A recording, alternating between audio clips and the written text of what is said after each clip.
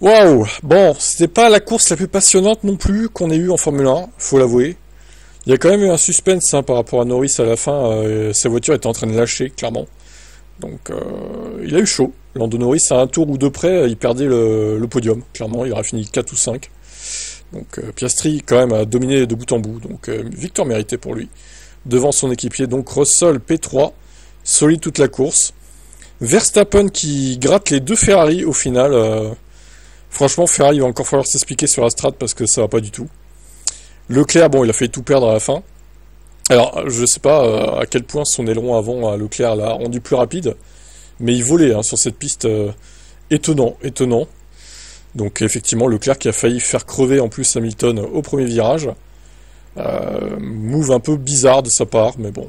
Heureusement, il n'y a pas eu de casse ou pas de crevaison. Plus que ça. Donc Leclerc, Hamilton, Ocon 7ème pour la Haas, incroyable résultat pour le français. Antonelli, je trouve qu'il n'a pas fait une très bonne course, faut reconnaître. Finir à 42 secondes de son équipier, même si c'était un rookie, bon, ça fait beaucoup avec une Mercedes. Albon 9ème devant Biermann qui marque 1 point. Nous avons Gasly 11ème à la porte des points, malheureusement pour lui. Stroll 12ème. Sainz 13ème devant Hadjar. Bon bah les V-Carb, pareil, ils ont été les seuls à faire 2 arrêts dans le midfield. Ça n'a pas du tout été productif, mais bon.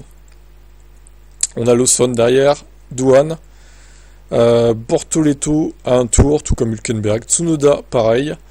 Et le seul DNF de cette course, ça aurait été Alonso, qui a abandonné bon, bah, au 4ème tour. J'ai pas trop compris ce qui lui est arrivé, peut-être moteur ou un truc comme ça. Il y avait de la fumée à l'arrière de la voiture en tout cas. Voilà pour ce Grand Prix qui n'était pas très passionnant, faut reconnaître. Doublé McLaren donc. Verstappen qui perd des points sur les deux, mais bon. On verra comment ça évolue à Suzuka dans 2 semaines. Qu'avez-vous pensé de ce GP? Septième belle place pour Esteban, qui va nous raconter ça. Racontez-nous cette course hyper solide et le soulagement que vous avez ressenti. Ouais, c'est clair, c'était beaucoup de stress parce que c'était pas le plan qu'on avait prévu avec la stratégie. On était parti plutôt sur un 2 arrêts, mais vu comment la dégradation était plus basse que prévu, tout le monde a changé les plans pendant la course, mais la voiture a vraiment pris vie, voilà, avec ses pneus quand les autres commençaient à dégrader. J'ai vu que j'avais le bon rythme, il nous manquait un petit peu de vitesse en ligne droite et quelques petits trucs par-ci par-là, mais honnêtement, voilà, ça fait plaisir. D'où on partait à Melbourne, je pense que ouais, tout le monde est hyper content. On a vraiment réussi à retourner la situation en une semaine, ce qui n'était pas non plus ce qu'on pensait qu'il allait arriver, mais voilà, ça montre que on sait où on va. Il y a encore du potentiel sur cette voiture. On l'a montré aussi dans les quelques derniers tours de cette course. Et voilà, j'espère que ça va continuer dans ce sens-là pour cette saison. Quel dépassement sur Antonelli, sur la Mercedes, 2 roues dans la terre. C'était spectaculaire de l'extérieur. Comment c'était de l'intérieur? C'était chaud de l'intérieur, ça c'est sûr. Ouais, d'ailleurs un peu limite Antonelli, j'ai trouvé là ce smooth, mais bon. C'était les meilleurs. Donc il a fallu y aller. C'était un moment où il y avait du trafic, où il y avait pas mal de positions à gagner. On se battait avec Yuki aussi. Donc je savais que si je gagnais une place maintenant, j'allais la garder sur le reste de la course. Et on a réussi à l'avoir. Et sur une Mercedes, donc ça fait plaisir. Vous avez parlé d'une course de gestion. Est-ce à dire que vous n'étiez pas tout le temps à fond? Ou si quand même? Non, bien sûr que non. Parce que Yuki manageait énormément sur la deuxième partie de la course au début. Donc c'est pour ça qu'il était très lent. Et après il s'est mis à accélérer, donc je me suis dit ok, ils sont partis pour un stop, mais après ils ont boxé, ils ont changé d'avis là-dedans. Donc une fois que j'étais devant un petit peu dans mon pack esselé, je me suis dit bon, il faut gérer, essayer de garder les pneus jusqu'à la fin. Il restait 30 ou 35 tours, donc c'était énorme ce qu'il y avait à faire. J'avais des doutes à un moment, mais voilà, l'équipe a pris le bon choix, donc ça fait plaisir. Bravo. Ouais, belle grande perf pour A5 quand même. Ils reviennent de loin. On écoute Gasly du coup, à la porte des points. Cette performance.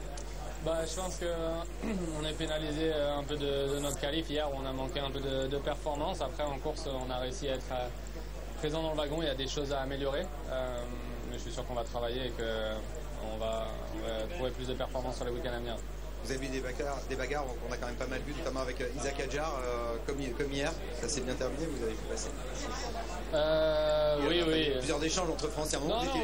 Non, c'est sûr. Après, voilà, je pense que on sait clairement sur les choses sur lesquelles on doit travailler. On se bagarre en plus, je me suis bagarré, j'ai tout donné dans la voiture.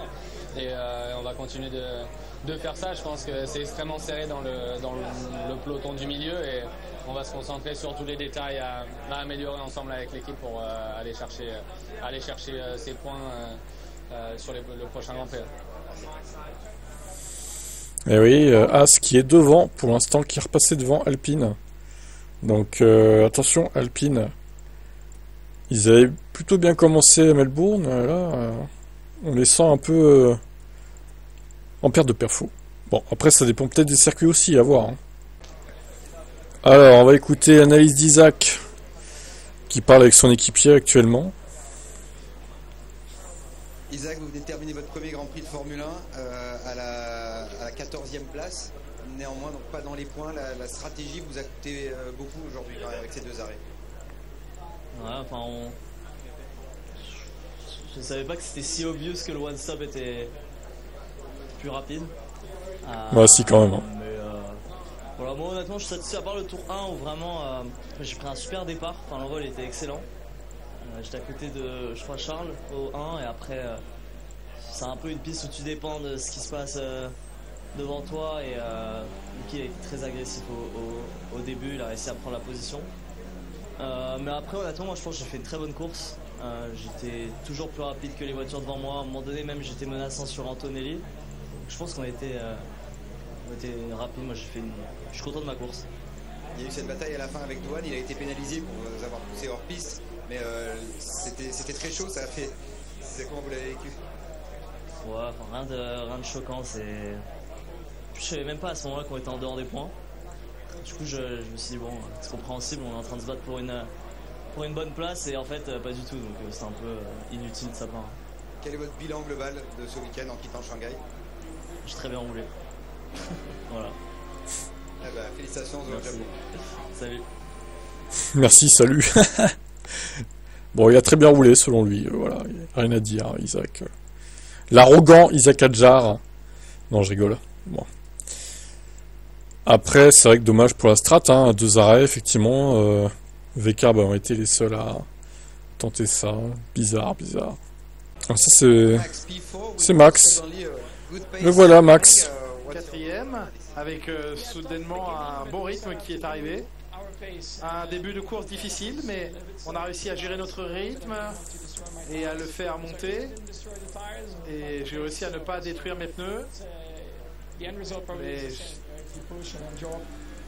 le résultat au final aurait peut-être été le même en détruisant mes pneus. C'est comme ça avec les pneus médiums. Et sur les pneus durs, un début difficile parce que j'arrivais pas à tenir le rythme. Et puis après, dans la deuxième partie du relais, ça allait beaucoup mieux. J'ai souffert un peu pour trouver du rythme. Une course difficile, oui.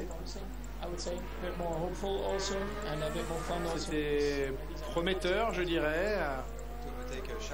J'ai au moins réussi à battre quelques voitures autour de moi. Prometteur. J'ai battu Charles au final sur la Ferrari, mais il y a 2 McLaren devant vous, une Mercedes. Oui, on sait qu'il nous reste beaucoup de travail à effectuer, on n'est pas là où on voulait. Le dernier relais n'était pas prometteur. Albonneau, on l'entend pas souvent lui. Terminé 9e. Combien de points avez-vous inscrit l'année dernière? Je sais plus. Maintenant, autant que cette année, oui, absolument. En 2 courses seulement. Ouais, c'est super, je suis très heureux. Très heureux de la gestion. Je pense que 7e, on aurait pu le viser aujourd'hui. On a eu un très bon premier relais. Jusqu'à un point où j'ai cru que j'allais être la seule voiture à faire un seul arrêt. Mais à ce moment-là, on tenait cette course. Hein. On contrôlait bien notre rythme. Je me suis dit, on va peut-être réussir à être 7e. Et puis non, finalement 9e. C'est bien, je suis très heureux. Heureux des efforts et des progrès qu'on a fait avec l'équipe, considérant où nous étions hier. Sur les longs relais, on était tellement loin. Donc on a vraiment réussi à faire marcher la voiture aujourd'hui. Vous avez même mené la course. Vous avez mené la course le jour de votre anniversaire. Ça vous fait sourire? Ah oui, j'ai mené, ah oui. Pour combien de tours j'ai mené? Un tour? Ah non, quelques-uns. Ah super. Ah, je suis heureux. C'est bien pour les Il sponsors. savait même pas. C'est vrai que tu dis que même Hadjar, il disait tout à l'heure, au final, ils se rendent pas compte à quelle place ils sont pendant la course, quoi. Ça, je trouve ça assez fou quand même. Que ce soit pas marqué sur le volant, qu'il n'y ait pas une petite place marquée sur le volant, par exemple, dans un petit endroit pas très gros sur l'écran. Je trouve ça dingue. Bref. On écoute Norris. On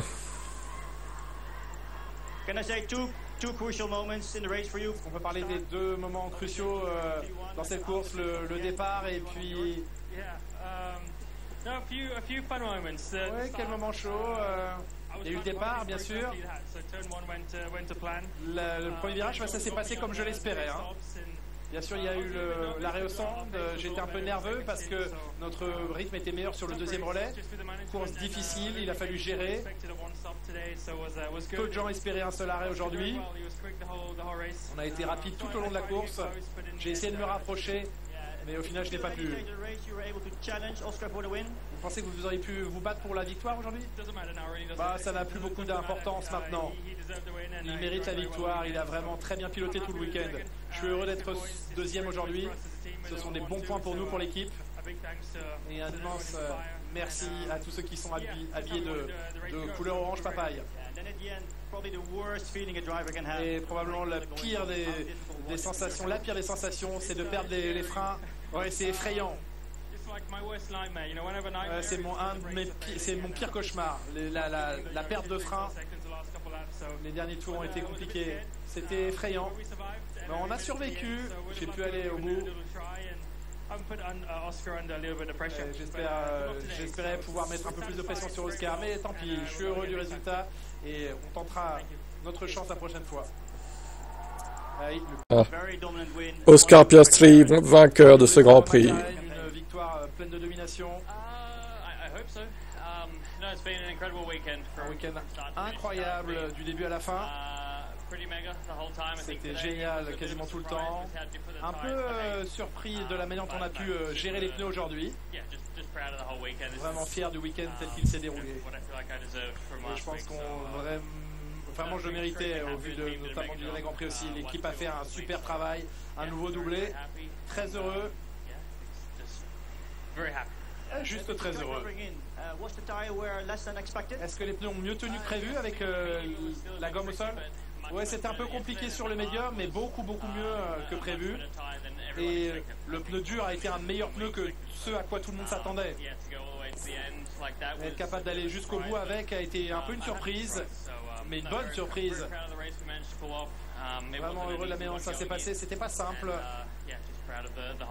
Fier de toute l'équipe et heureux de la manière dont j'ai pu gérer ce week-end.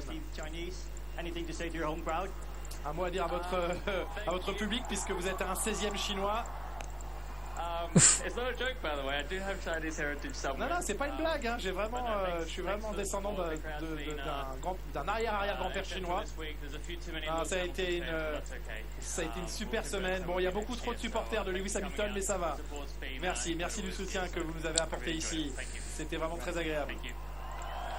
C'est pas une blague. Victoire dominatrice de Piastri, c'est bien pour lui. Bon, Lawson a encore fait une course complètement nulle.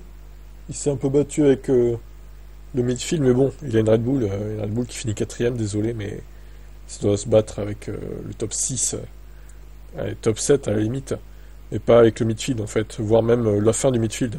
Donc là, il y a des rumeurs comme quoi Tsunoda il ferait sa course à domicile, au Japon en plus, chez Red Bull. Ça serait un beau cadeau que ferait Red Bull à Tsunoda, pour le coup. Maintenant, encore faudrait-il qu'il soit à la hauteur, parce que moi je maintiens, je pense que la deuxième Red Bull ne convient à aucun pilote en fait. Alors peut-être qu'elle convient à certains, on va dire, qui ont le même style de pilotage que Verstappen, mais qui, au jour d'aujourd'hui, a le même style que lui, quoi. Personne en fait. Donc que faire? Pourquoi pas tester Tsunoda? Et si c'est pareil que Lawson, qu'est-ce qu'on fait, quoi? C'est terrible, c'est le serpent qui se mord la queue. S'adressant à Sky Sport, Lawson a résumé ses problèmes actuels. C'est juste du temps, malheureusement, j'ai pas vraiment le temps. Selon Autosport, le conseiller en chef de Red Bull a été confronté aux déclarations du Néo-Zélandais. Il a répondu, il a raison. Marco, l'homme qui supervise les talents de pilote Red Bull et distribue les sièges entre les deux équipes, a maintenant changé de ton à l'égard de Tsunoda. Yuki est un Yuki différent des années précédentes. Il est dans la forme de sa vie. De toute évidence, il a changé de direction. Il a une approche différente. Il est plus mature. Ça a pris du temps, mais maintenant, on dirait que ça marche. Lorsqu'on a demandé à Tsunoda s'il était prêt à monter dans la Red Bull, le Japon, oui, je suis prêt à 100%. Je veux dire que la voiture Red Bull est plus rapide que la V-Carb. Ça, c'est un fait. En qualif comme en course, d'ailleurs. Et c'est pas les perfs de Lawson qui vont me faire dire le contraire. Alors oui, les pros Verstappen vont vous dire « Oui, mais regardez, La vraie perf de la Red Bull, c'est la fin du midfield, c'est 15e, 16e en fait. C'est pas 4e, c'est parce que Max est un génial pilote qu'il arrive à propulser la Red Bull 4e, 5e. C'est un dieu du pilotage. Mais il y en a, ils pensent vraiment ça, quoi.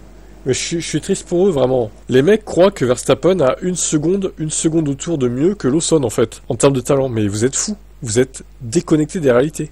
Moi, je dis, mettons Tsunoda et voyons ce que ça donne. Mais je pense qu'il fera mieux que Lawson, mais pas beaucoup mieux. Genre, il ira peut-être en Q2, 11e, 12e, quoi. Il ira pas en Q3, je pense. Ça m'étonnerait, en tout cas. Je serais très surpris. On verra bien. Ce que décide Red Bull. Voilà. C'est pas le seul. Il y a lui aussi. Voilà, 1 kilo de moins. 1 kilo de pas suffisant pour Pierre Gasly. Alors j'ai l'impression, c'est encore une fois comme Spa 2024. Il y a plein de pilotes qui ont fait un arrêt qui ont été décus. Bon, alors Lewis, c'est encore autre chose, c'est parce que l'usure du plancher a été trop prononcée. Enfin, voiture réglée trop basse, sûrement. Et Charles, même chose que Pierre. Voiture trop légère de 1 kg. Alors bon, là il est à l'heure où je fais la vidéo midi 32. Est-ce que il va y avoir d'autres pilotes de concernés? Parce que là visiblement ça a l'air d'être la valse à la DQ, hein. Déjà 3 pilotes DQ. Je trouve ça aberrant personnellement, mais bon, pourquoi pas? C'est vraiment le remake de Spa 2024 en fait. Tous ceux qui ont fait un arrêt se font DQ, c'est grave. Bon, Lewis c'est l'usure du plancher, c'est encore autre chose, mais... Ouais, ça saoule, les deux Ferrari, franchement, mais des clowns encore, hein, vraiment. Hein. Ferrari, cette équipe de clowns, aucune voiture dans les points, du coup. Et moi, en plus, j'avais commencé à faire mon classement, parce que j'ai fait un classement sur Excel et tout, là. Vous allez voir ce soir, je vais vous le mettre. Il faut que je le refasse, du coup, la vidéo. JPP, c'est trop, c'est incroyable. Bon, bref. On a l'habitude avec la FIA, en même temps. Et le voici, ce fameux nouveau classement que j'ai fait pour vous, les abonnés. Un truc bien plus lisible hein, que ce que propose le site de la Formule 1, quand même, il faut le dire. Je vous ai mis en haut donc les grands prix avec les dates pour chaque rendez-vous. Donc écoutez, voilà, comme ça vous avez le calendrier en même temps, c'est magnifique. J'ai mis les pilotes en couleur en fonction de leur écurie aussi, comme ça on y voit plus clair. J'ai divisé la catégorie sprint et course, comme ça on voit un peu qui performe où le mieux. En jaune ici vous avez le total pour chaque rendez-vous. Donc on peut voir qui a marqué le plus de points lors du week-end aussi. C'est intéressant toutes ces infos quand même, je trouve. Alors celui qui a marqué le plus de points en Chine, bah, au final c'est Piastri, 32 points marqués quand même. Il a failli faire un sans faute, hein, Oscar, mine de rien.